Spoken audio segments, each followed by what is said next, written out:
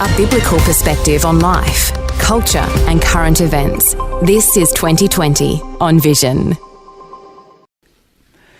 This is Andrew McLennan. On a Wednesday, we like to get a regular update about Israel and the Middle East. Ron Ross used to do that, but Mandy Worby is going to be taking over the reins, and she's just returned from a trip to Israel. Mandy, welcome. Thank you very much. It's nice to be here. Mandy, there is so much going on in Israel at the moment, but what are one of the key things that is going on in the news right now? Well, the big thing is the deal or no deal with regard to, Israel and Hamas coming to some kind of a ceasefire deal. Okay, everybody wants the ceasefire. The problem is that agreeing to a ceasefire is literally going to give Hamas what it wants. It's like a reward for what they've done. All the pressure at the moment is on Bibi Netanyahu, their Prime Minister of Israel, and I would actually ask people to please pray for this man because he's in a quandary. Obviously, the families and many people want the hostages brought home. They are frantic. They're desperate to get their people back because they know what they're suffering, okay? Yeah. They desperately want to get them back. The problem with that is making a deal with Hamas, which they're going to say, we'll give you maybe 30 hostages, but we want thousands of Palestinian terrorists released from Israeli prisons. Now, they've done that before, and the guy who actually masterminded October 7, Yahya Sinwar, actually was one of those released to get Gilad Shalit back, okay, in a hostage versus prisoner swap. Yep.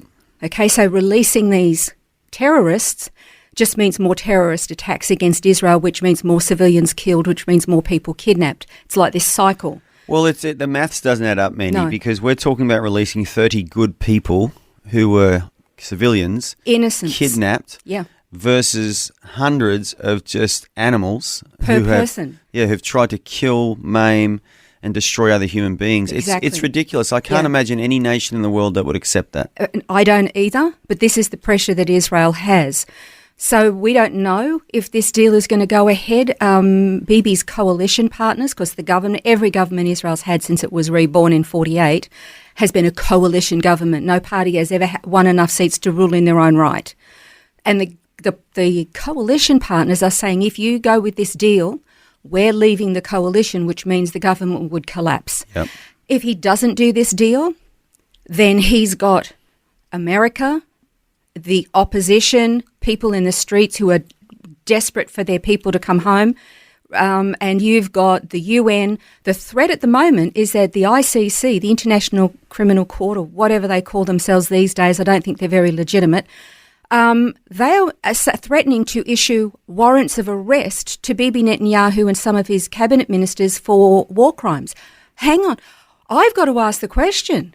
Why have no arrest warrants been issued for all the leaders of Hamas, Hezbollah and the Iranian regime who are committing terror attacks and war crimes every single solitary day? Or the North Korean leader or Putin. I mean, there's so many people. I know, this world is so messed up. But I think I like what you're saying, Mandy. We need to pray, don't we, for Bibi? We need to pray. Absolutely. He's carrying more pressure on his shoulders than I think any other international leader ever has, ever. Yeah. Okay, amazing. So he's got so much on his shoulders. He needs prayer. The government needs prayer. The hostages need... Just pray. Pray, because Israel, theologically, is the centre of the universe. Geographically, it's the centre of the world. Yeah.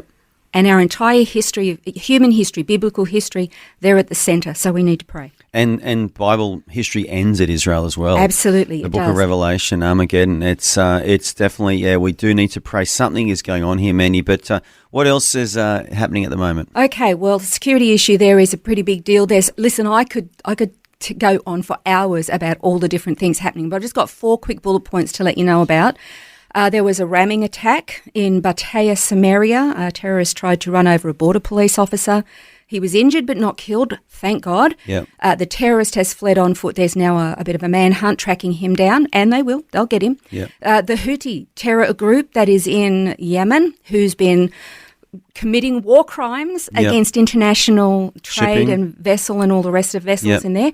They are now apparently taking a page out of Hamas and Iran and Hezbollah's playbook in that they're building tunnels in the Yemeni mountains in which to store their long-range surface-to-surface ballistic missiles. So they're putting their armaments underground where they can't be touched, so they can bring them out and keep attacking people.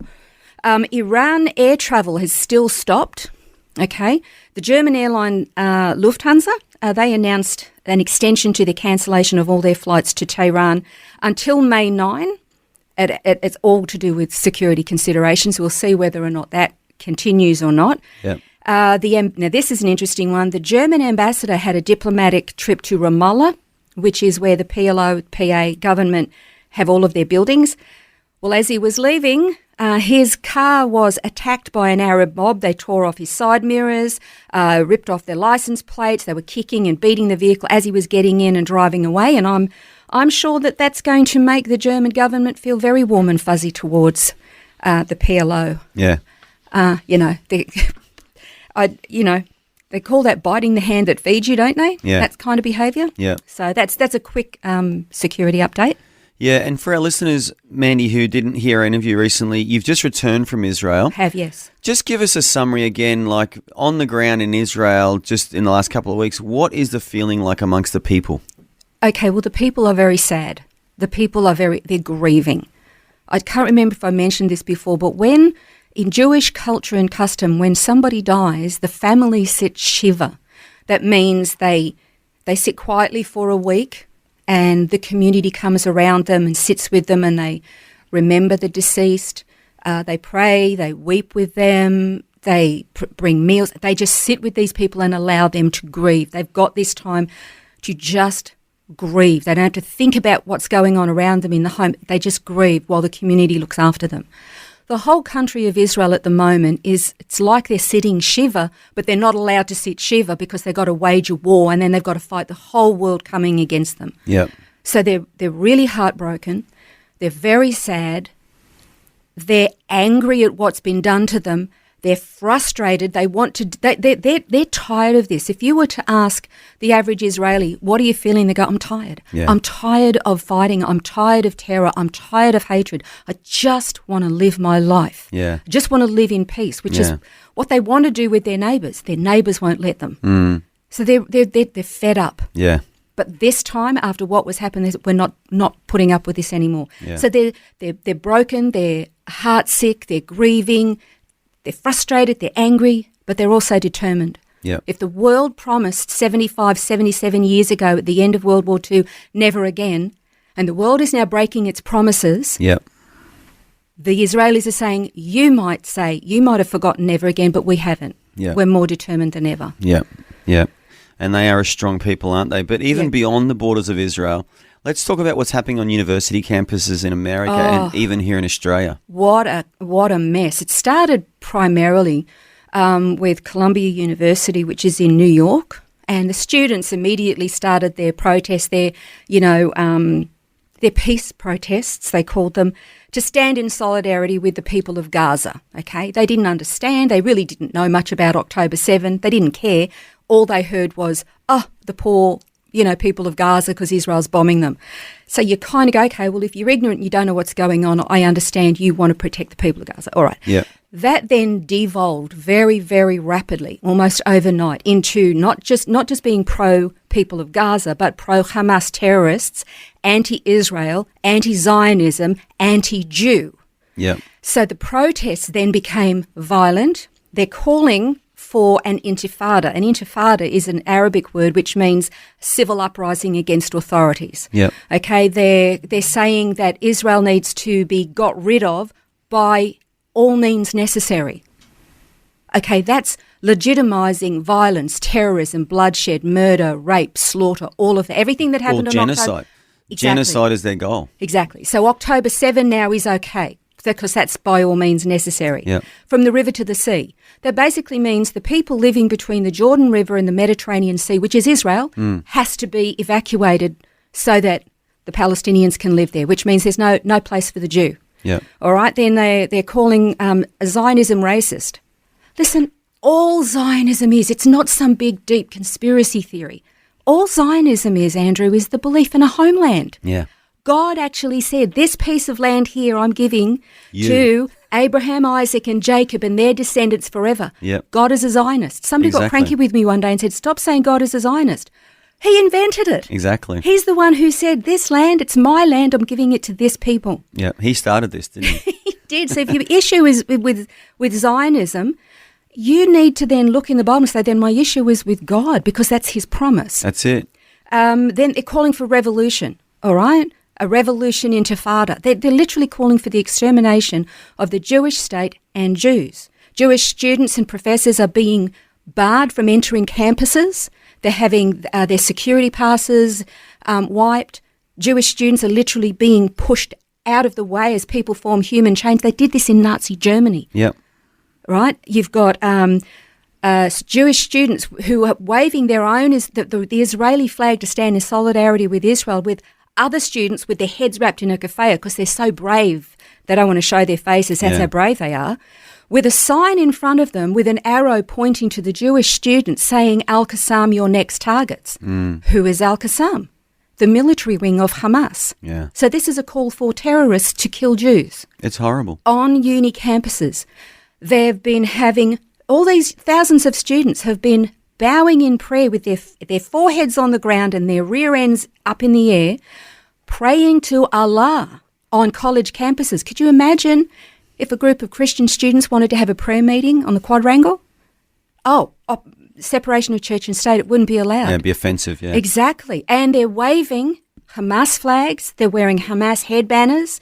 They're waving Hezbollah flags. Yeah. Now in Columbia Uni, they've taken over Hamilton Hall. They've what do you call it when they smash things up and they break everything? What's the word for that? It's just slipped my mind. Oh, well, anarchy. They've created chaos. They've They've just vandalised. Vandalised. That's the word I'm thinking. They've vandalised the building. They're literally destroying it, and they're using furniture to barricade themselves in, smashing windows, hanging flags from the building, calling Intifada flags, Hezbollah flags, Hamas flags, Palestinian flags, pulling down American flags. Yeah. And this is all happening. This is in America, about 40 or more campuses in America. It's gone to Canada. It's gone to the UK. It's in Australia, to our shame. Yeah. In Florida and in Texas, they are not tolerating this behaviour. They're just arresting students. They're saying, this is not a preschool here. Yep. These are young adults who know what they've done and they've breached the law. They're going to be arrested, some expelled and the rest of it. Great. Columbia, God bless Texas and God bless Florida. bless Hey? Florida and Texas. But the problem is that you've got faculty and administration staff in many of these unis that are very, very far left-leaning. Yeah. And they're actually perpetuating it. Of course I they will are. tell you this. In Texas, they've actually found that many of the people on the campuses that are being arrested have no association with the campus. So they're outside agitators coming in to psych up and incite the students who, sadly, Andrew, I've got to say, don't seem to have much brain cells between their ears. Well, And they don't. They're And- just falling for it. And these outside agitators are funded by someone as well. And the kids on these campuses, they're actually useful idiots.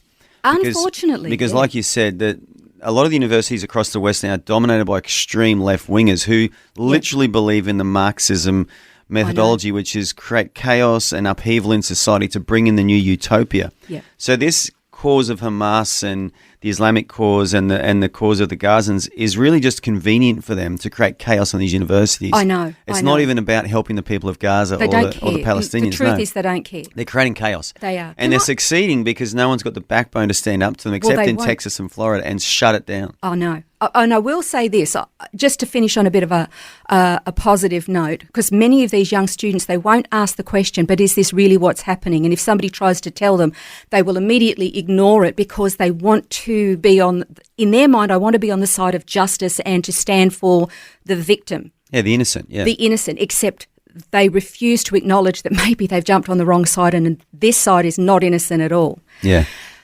I got a call from a youth leader and she said, look, the kids in my youth group, high school age, they're actually asking what's all this about. And so I actually last night joined this youth group via Zoom so that they could ask me questions about it. And I just simply shared with them from history in the Bible what's really going on and my own experience of being there. Yeah. And I'm so proud of them because they actually had integrity. These young people had integrity and asked the question, is it really what I'm being told? What's the truth? And it was really, I was so encouraged, just a handful of young people who asking questions, is this really true? And I'm so proud of them for that. So I had the opportunity last night, which was great. And of course, I'm as we've mentioned before, I'm on Facebook as well. And actually, had a few people said they tried to befriend me on Facebook, but the settings were wrong. I think I've fixed that now. So if anybody wants updated information every day about what's going on in Israel that you're not going to hear on mainstream media, look up Mandy Worby, W-O-R-B-Y. Mandy, I want to thank you for this Israel and the Middle East update today. And it's a call to prayer, isn't it, man? We've got to pray for Israel. Pray for all of the Jewish people around the world who are being harassed and persecuted. And like you did with those kids from that youth group, do our best to educate people with the truth. One last thing, and this is really important. I wished I'd mentioned it before. There is at the moment in our Australian federal government a push to recognise unilaterally a Palestinian state, and by doing so is actually putting Israel in a great deal of danger. So rather than just pray about that, which I want people to do, please write a physical letter to your state and federal members. And what I would simply request that you do is say, if you go down this route of a two-state solution, forcing this on Israel, I won't vote for you. Yeah, good. They only care about votes at the end of the day. Because there is a big move by the Muslims in Australia who have a big campaign at the moment saying, if you don't vote for a Palestinian state, you won't get the Muslim vote. I'm asking anybody that actually has a shred of moral fibre and integrity to do the same thing. If you do go down this route, we won't vote for you. Excellent. So good, Mandy. And looking forward to the update again next Wednesday. Thanks for joining 2020 today. Thanks. Thanks for taking time to listen to this audio on demand from Vision Christian Media. To find out more about us, go to vision.org.au.